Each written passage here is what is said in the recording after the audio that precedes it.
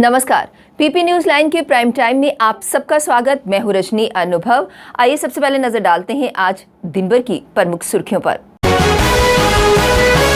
जम्मू कश्मीर में संसदीय और विधानसभा सीटों के परिसीमन आयोग के आदेश 20 मई से हुए प्रभावी। 90 सदस्यीय विधानसभा में जम्मू संभाग में 43 और कश्मीर में होंगी 47 सीटें।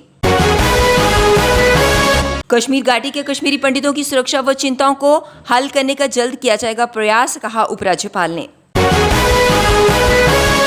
जिला रामबन के खूनी नाले में मलबे में फंसे श्रमिकों को तलाशने का अभियान युद्ध स्तर पर जारी। और पूर्व वित्त मंत्री व जम्मू कश्मीर बैंक के पूर्व चेयरमैन डॉक्टर हसीब द्रावू से सीबीआई की पूछताछ। क्षेत्र के जंगलों में आग लगने की घटनाएं थमने का नाम नहीं ले रही। जैसे जैसे गर्मी बढ़ रही है, जंगलों में आग लगने की घटनाएं बढ़ती जा रही हैं। कई लोग आगामी बरसात के मौसम में घास की अच्छी उपज के लिए निजी और सरकारी क्षेत्रों में जंगलों में आग लगा देते हैं।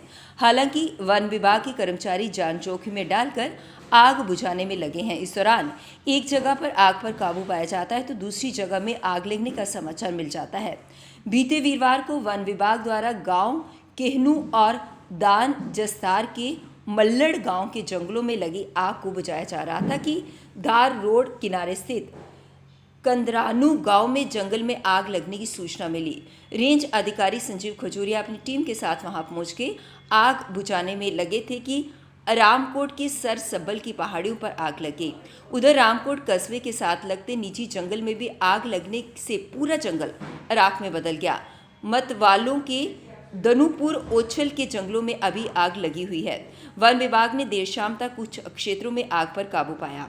टीम ने आग को आगे बढ़ने से रोकने के लिए वहां पर लगी झाड़ियों की कटाई भी की।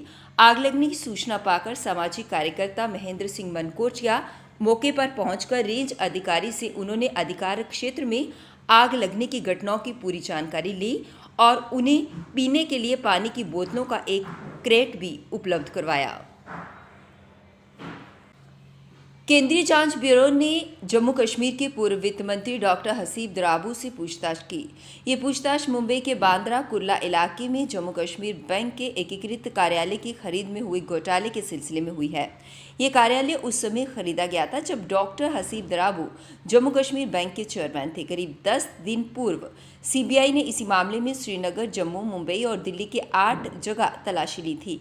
ये तलाशी जम्मू कश्मीर के बैंक के तत्कालीन चेयरमैन डॉक्टर हसीब द्रावू और तत्कालीन बैंक के कार्यकारी निदेशक AK मेहता, तत्कालीन निदेशक मोहम्मद इब्राहिम शादाद और विक्रांत कुठैला व तत्कालीन बैंक एस्टेट कमेटी के सदस्यों के घरों पर हुई थी। सीबीआई ने मुंबई में जम्मू कश्मीर बैंक द्वारा वर्ष 2010 में आकृति गोल्ड बिल्डिंग में अपने लिए कार्यालय परिसर में खरीद की प्रक्रिया में तथाकथित धांधलियों की शिकायतों के आधार पर 1 नवंबर 2021 को मामला दर्ज कर छानबीन शुरू की थी। श्री अमरनाथ यात्रा को पूरी तरह सुरक्षित और शांत वातावरण में संपन्न कराने के लिए सभी यात्रा मार्गों पर आतंकरोधी अभियानों में तेजी लाई जाएगी।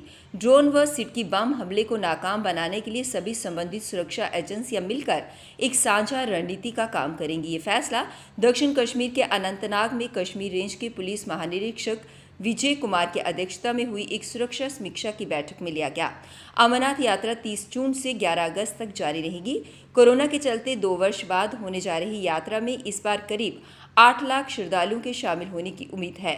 वहीं विभिन्न आतंकी संगठनों ने भी यात्रा पर हमले की धमकी दी है। पवित्र गुफा की तरफ जाने के 2 प्रमुख रास्ते हैं, एक दक्षिण कश्मीर में अनंतनाग में पहलगाम की तरफ और दूसरा सेंट्रल कश्मीर में जिला गांदरबल के बाल्टाल की तरफ से। जम्मू श्रीनगर राष्ट्रीय राजमार्ग पर रामबन जिला के खूनी नाले इलाके में मक्खल टनल के साथ बन रही एडी टनल धंसने के कारण मलबे में दबे श्रमिकों को तलाशी अभियान युद्ध स्तर पर जारी रहा। दोपहर को मलबे से एक शव बरामद किया गया। अभी भी 9 लोग मलबे में दबे हुए हैं। इसमें 5 बंगाल, 2 नेपाल, 1 असम और 2 जम्मू कश्मीर के निवासी हैं। मौसम खराब के बीच शाम को घटनास्थल पर और मलबा गिरने से बचाव कार्य को एहतियातन रोक दिया गया। लापता लोगों का पता लगाने के लिए अभियान काफी लंबा खिंच सकता है। इससे पहले गत वीरवार देर रात 3 घायल श्रमिकों को बचा लिया गया था, जिनका अस्पताल में उपचार जारी है। इस बीच जम्मू के डिवकाम और एडीजीपी सहित कई आला अधिकारियों ने घटनास्थल पर पहुंचकर राहत व बचाव कार्य का जायजा लिया। उपराज्यपाल मनोज सिन्हा ने भी वीडियो कॉल के माध्यम से घटनास्थल पर जारी बचाव कार्य का जायजा लेकर दिशा निर्देश दिए। उपराज्यपाल मनोज सिन्हा ने कहा कि कश्मीर घाटी में काम कर रहे कश्मीरी पंडितों की सुरक्षा चिंताएं सहित उन लोगों को पेश आ रही समस्या को हल किया जाएगा। अल्पसंख्यकों और कश्मीरी पंडितों सहित कश्मीर के हर नागरिक को सुरक्षित रहने का अधिकार है और हम इस दिशा में प्रयास कर रहे हैं। उपराज्यपाल सिन्हा ने श्रीनगर के कार्यक्रम के दौरान पत्रकारों से कहा कि घाटी में रहने वाले कश्मीरी पंडितों को नहीं जाना चाहिए, क्योंकि घाटी के स्थानीय निवासी भी यही चाहते हैं कि वे यहीं पर रहें। हम कश्मीरी पंडितों की सुरक्षा सहित उनकी सभी चिंताओं का ध्यान रखेंगे। मेरा उनसे अनुरोध है कि धैर्य रखें। कश्मीर के लोग भी यही चाहते हैं कि बहुधार्मिक संस्कृति और सद्भावना कायम रहे। जो भी समस्याएं मेरे संज्ञान में लाई गई हैं, हम उनका समाधान करने का प्रयास करेंगे। कश्मीरी पंडित कर्मचारी राहुल भट्ट की दुर्भाग्यपूर्ण हत्या की विशेष जांच टीम द्वारा जांच करवाई जा रही है। जम्मू कश्मीर में संसदीय और विधानसभा सीटों के फिर से सीमांकन के परिसीमन आयोग के आदेश 20 मई से प्रभावी हो गए। विधि मंत्रालय ने शुक्रवार को ये जानकारी दी। आयोग ने 14 मार्च को आदेश में विभिन्न श्रेणियों के लिए आरक्षित निर्वाचन सीटों की संख्या और प्रत्येक निर्वाचन क्षेत्र के आकार के संबंध में 5 मई का आदेश एक साथ 20 मई से प्रभाव में आ गए। आयोग की रिपोर्ट केंद्र शासित प्रदेश जम्मू कश्मीर में भविष्य में होने वाले विधानसभा चुनाव का आधार बनेगी। आयोग ने जम्मू संभाग के लिए 6 और कश्मीर घाटी के लिए 1 अतिरिक्त सीट का प्रावधान किया है। साथ ही राजौरी व पुंछ के इलाके अब अनंतनाग संसदीय सीट में आ गए हैं। आयोग के फैसले के बाद 90 संसदीय विधानसभा में जम्मू संभाग में 43 और कश्मीर में 47 सीटें होंगी।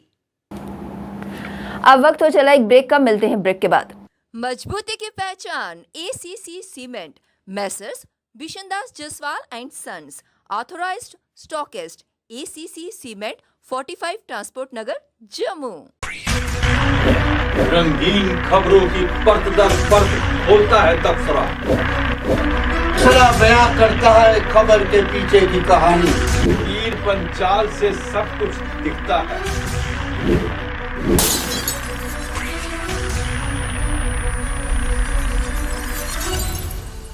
ब्रेक के बाद बढ़ते हैं अगली बड़ी खबर की तरफ। पूर्व प्रधानमंत्री राजीव गांधी की पुण्यतिथि पर आज कांग्रेस ने उन्हें याद किया और श्रद्धांजलि अर्पित की। इस अवसर पर कांग्रेस द्वारा एक कार्यक्रम का आयोजन किया गया, जिसमें पूर्व मुख्यमंत्री गुलाम नबी आजाद, कांग्रेस के प्रदेश अध्यक्ष गुलाम अहमद मीर व अन्य नेता व कार्यकर्ता मौजूद रहे, जिन्होंने राजीव गांधी को याद कर श्रद्धांजलि अर्पित की। इस मौके पर मौजूद गुलाम नबी आजाद ने सरकार पर निशाना साधा और सभी से मिलजुल कर रहने और राजीव गांधी जी के दिखाए मार्ग पर चलने की अपील की। इस दौरान भारत जोड़ो का भी संदेश दिया गया। बढ़ती महंगाई को लेकर अपनी पार्टी के कार्यकर्ताओं द्वारा प्रेस क्लब जम्मू में प्रदर्शन किया गया। इस दौरान उन्होंने सरकार के खिलाफ नारेबाजी कर नाराजगी जताई। वहीं इस अवसर पर बोलते हुए इन कार्यकर्ताओं ने कहा कि जिस प्रकार दिन ब दिन महंगाई बढ़ती जा रही है, उसकी जिम्मेदार सरकार है। इस दौरान उन्होंने ये भी कहा कि बढ़ती महंगाई की वजह से लोगों को कई समस्याओं का सामना करना पड़ रहा है, जिस पर सरकार को कुछ कदम उठाने की जरूरत है, वरना समाज के गरीब वर्ग के लोगों और मध्यम वर्ग के लोगों का जीना और मुहाल हो जाएगा। हमारी जो जम्मू बीजेपी है वो भी कम नहीं है, वो प्रवोक तो नहीं कर रही, पर जो ऑर्डर इम्प्लीमेंट हुए हैं उसको एग्जीक्यूट नहीं कर रही। जब आपके पास ऑर्डर इम्प्लीमेंट हुए हैं, जब लोग परेशान हैं स्पीकर की आवाज से हर एक तरह से, तो आप उस ऑर्डर को इम्प्लीमेंट करके यहाँ का माहौल ठीक क्यों नहीं कर रहे? इनकी भी यहाँ मिली भगत है। और जो अपने उमर अब्दुल्ला की बात कर रहे हैं, वो तो टोटल कम्युनल है। वो सिर्फ कितने दिनों से मुसलमान मुसलमान मुसलमान की जा रहा है, वो टोटल कम्युनल है। जैसे कि कश्मीरी पार्टी कम्युनल पहले भी रही है, हम बताते रहे हैं, तभी जम्मू के साथ इतना गलत व्यवहार होता रहा, डिस्क्रिमिनेशन होता रहा। बीजेपी और उमर अब्दुल्ला कहीं ना कहीं इकट्ठे एनसी और बीजेपी मिली। देखिए, पॉलिटिक्स के लिए इनको कोई लेना नहीं हम लोगों से।